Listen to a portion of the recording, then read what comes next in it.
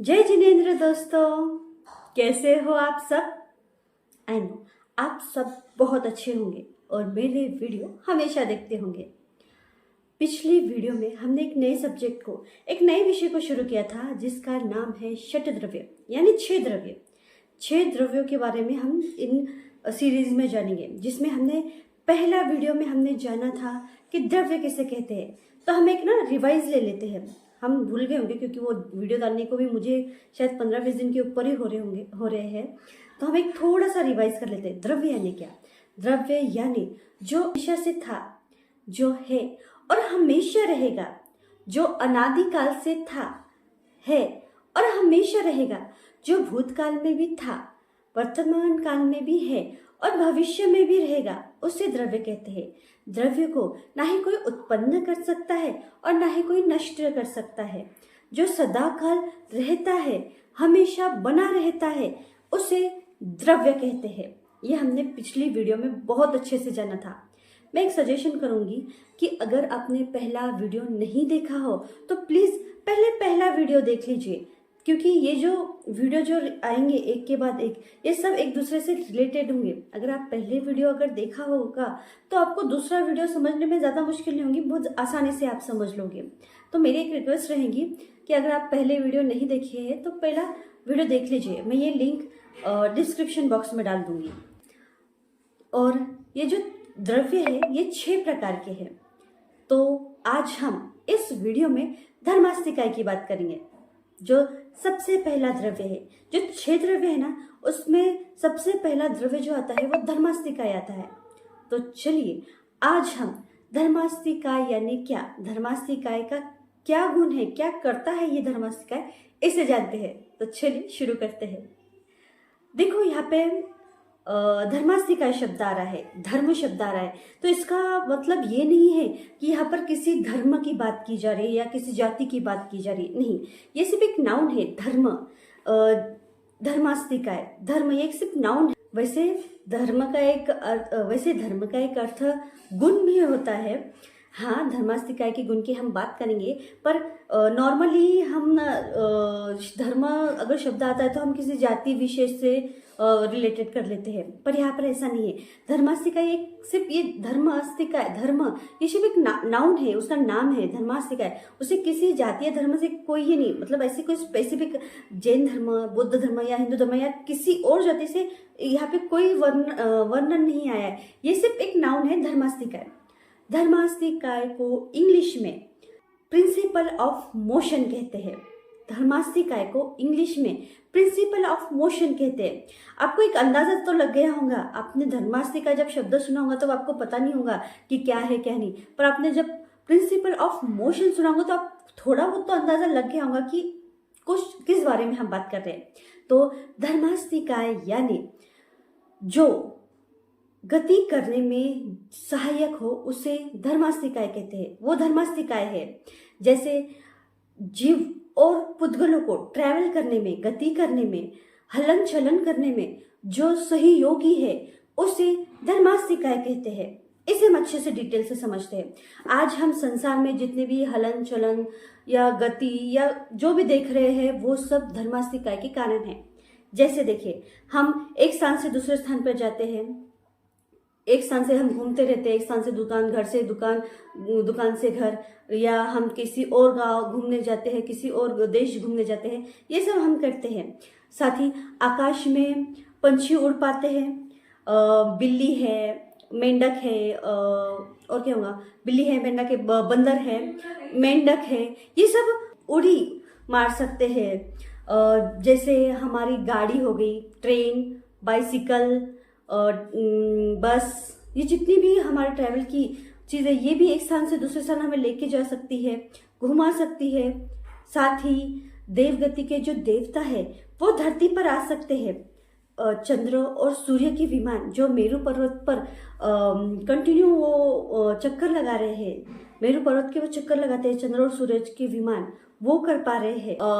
ये तो बड़ी बड़ी बातें, ये तो छोड़ो, पर हमारी घड़ी के कांटे, हमारे जो घड़ी है उसके कांटे कंटिन्यू घूम रहे हैं। मैं पलक झपका पा रही हूँ, हम पलक झपक पा रहे हैं, मैं बोल रही हूँ तो मेरा जो मुख है वो हल रहा है। यहाँ तक कि मेरी जो आवाज़ है वो आपको सुनाई दे रही है, तो ये धर्मास्तिकाय के कारण ही है, क्योंकि धर्मास्तिकाय जो मैं बोल रही हूँ उन शब्दों को ट्रैवल करके आप तक लेकर जा रहे हैं, उस कारण वो आप तक पहुंच रहे हैं और आपको सुनाई दे रहे हैं।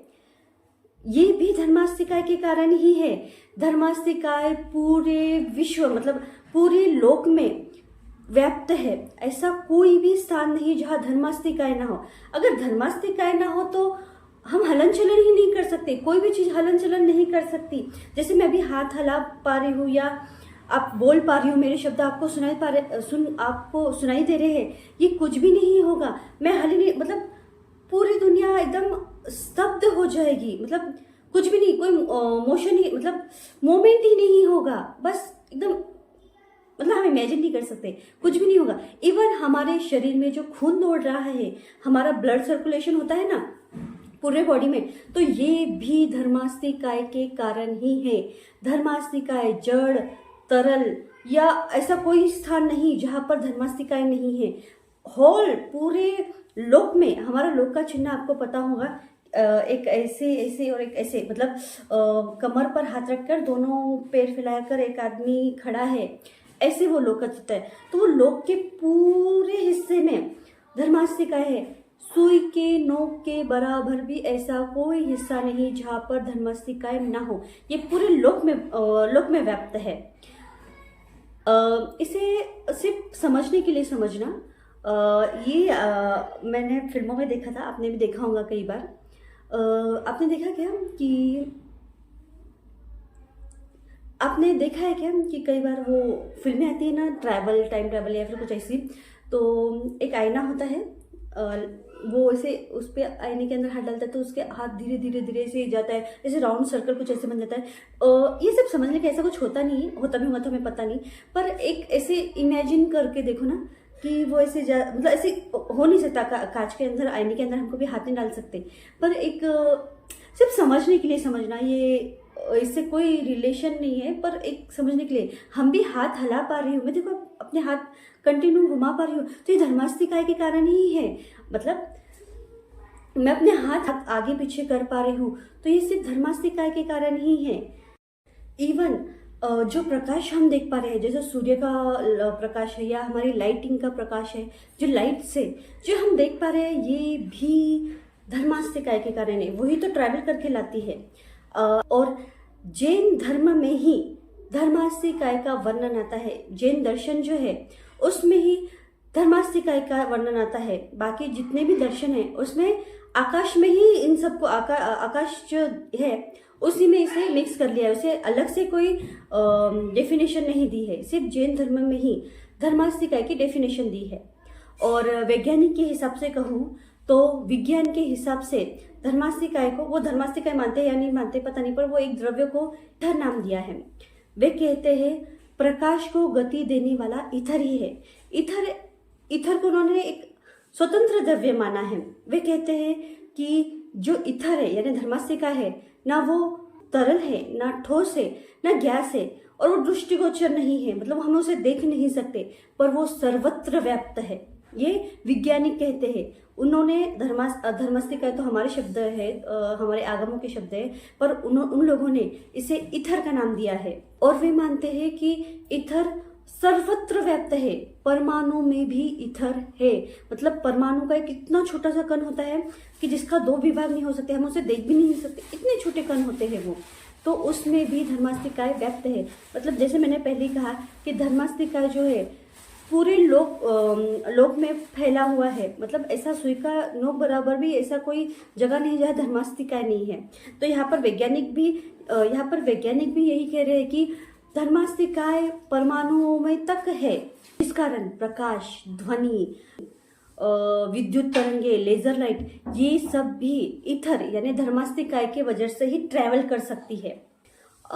ये तो हो गया धर्मास्तिकाय यानी क्या, ये एक हमने पार्ट समझ लिया, पर इसका मतलब ये नहीं कि वो जबरदस्ती लोगों को चलाती है। मतलब हम जब चलते ना, हमारी इच्छा से चलते हैं, हमें कोई धक्का देकर चलाता नहीं है। तो धर्मास्तिकाय ऐसा नहीं है कि उसका गुण है चलन गुण, तो वो जबरदस्ती व्यक्ति को, वस्तुओं को धक्का देकर चलाता है, ऐसा नहीं है। हम अपनी मर्जी से चलते हैं।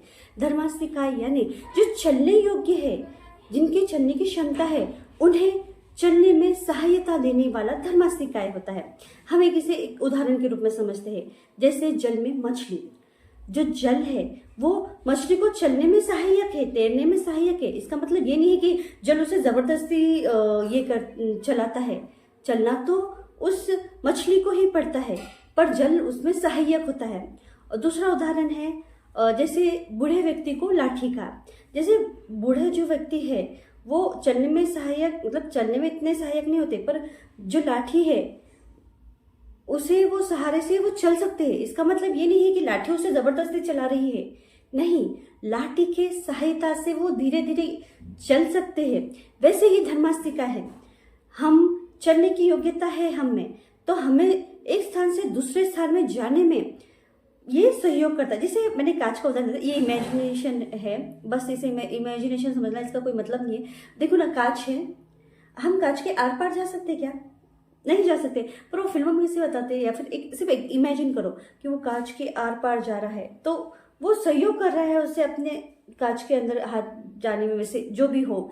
तो वैसे ही समझो ना कि पूरे विश्व में धर्मास्तिकाएं व्याप्त है। हमें एक स्थान से दूसरे स्थान, जैसे मैं अभी यहाँ से आगे आ रही हूँ, मेरे हाथ हल रहे हैं, तो जो भी मूवमेंट हो रहा है वो सब धर्मास्तिकाय के कारण हो रहा है, धर्मास्तिकाय के कारण हो रहा है। तो ये है धर्मास्तिकाय यानी क्या। अब इसे धर्मास्तिकाय को 3 भेद है और इसे 5 रूप से जाना जाता है। तो हम पहले 5 रूप से जान लेते हैं। जैसे 25 बोल के 20वें बोल में आता है षट द्रव्य के 30 भेद। तो धर्मास्तिकाय के 5 आते हैं। तो सबसे पहले धर्मास्तिकाय, द्रव्य से एक, द्रव्य से एक, ये पूर्ण विश्व में व्याप्त है, अखंड रूप से व्याप्त है, इसलिए द्रव्य से एक। दूसरा है क्षेत्र, क्षेत्र से लोक प्रमाण या क्षेत्र प्रमाण, मतलब जो लोक का जितना क्षेत्र है, जो मैंने अभी पहले बताया था कि कमर पर हाथ रखकर दोनों पैर फैलाकर एक मनुष्य जैसे खड़ा है, जो आकृति बनती है, वैसे ये लोक का चिन्ह है, आपने बहुत देखा होगा। तो उतने पूरे लोक में ये व्याप्त है। सुई के नोक के बराबर भी इतनी सी भी जगह नहीं है जहाँ पर धर्मास्तिकाय ना हो, पूर्ण लोक में व्याप्त है। द्रव्य से एक, क्षेत्र से लोक प्रमाण, काल से अनादि अंत रहित, मतलब जो हमेशा से था, जैसे हमने द्रव्य की परिभाषा देखी, जो हमेशा से था, हमेशा है और हमेशा रहेगा, इसे कोई नष्ट नहीं कर सकता। तो अंत रहित है वो, जो अनादि काल से था, अनंत काल तक रहेगा, तो अनादि अंत रहित है। तो द्रव्य से एक, क्षेत्र से लोक प्रमाण, काल से अनादि अंत रहित, भाव से वर्ण गंध रस स्पर्श रहित। तो देखिए, वर्ण जो है 5 प्रकार के वर्ण है, तो धर्मास्तिकाय में किसी प्रकार का कोई वर्ण नहीं है। 5 प्रकार के वर्ण 25 बोल में आपने पढ़े होंगे, कृष्ण वर्ण, नील वर्ण, रक्त वर्ण, पित्त वर्ण और श्वेत वर्ण, ये 5 प्रकार के वर्ण हैं। तो 5 प्रकार के वर्णों में से धर्मास्तिकाय में एक भी वर्ण नहीं है, वे किसी वर्ण का नहीं है। गंध, 2 गंध है, सुगंध और दुर्गंध, ना उसमें सुगंध है ना दुर्गंध है, किसी प्रकार की कोई नहीं है। वर्ण, गंध, रस, 5 प्रकार के रसों में से भी कोई रस नहीं है। 8 स्पर्श, 8 प्रकार के स्पर्श में भी एक भी स्पर्श नहीं है। हमने, आपको याद होगा अगर आपने वीडियो देखा होगा, तो हमने एक पढ़ा था रूपी अरूपी का थोपड़ा, जिसमें हमने पढ़ा था जिसमें वर्ण गंध रस स्पर्श ना हो वो होता है अरूपी। तो जो धर्मास्तिका है वो अरूपी है और अजीवी, मतलब उसमें कोई जान नहीं है। वो जैसे हम में जान है, उसमें कोई जान नहीं है, मतलब कोई उपयोग गुण नहीं है, वो अजीव है। तो हमने देखा था अरूपी अरूपी में जिसमें वर्ण गंध रस स्पर्श ना हो वो अरूपी है। तो धर्मास्तिकाय जो है वो अरूपी है, हम उसे नहीं देख सकते। जितना मेरे पढ़ने में आया है उसके हिसाब से तो तीर्थंकर भगवान, मतलब केवल ज्ञानी भी उसे नहीं देख सकते, वो अरूपी है।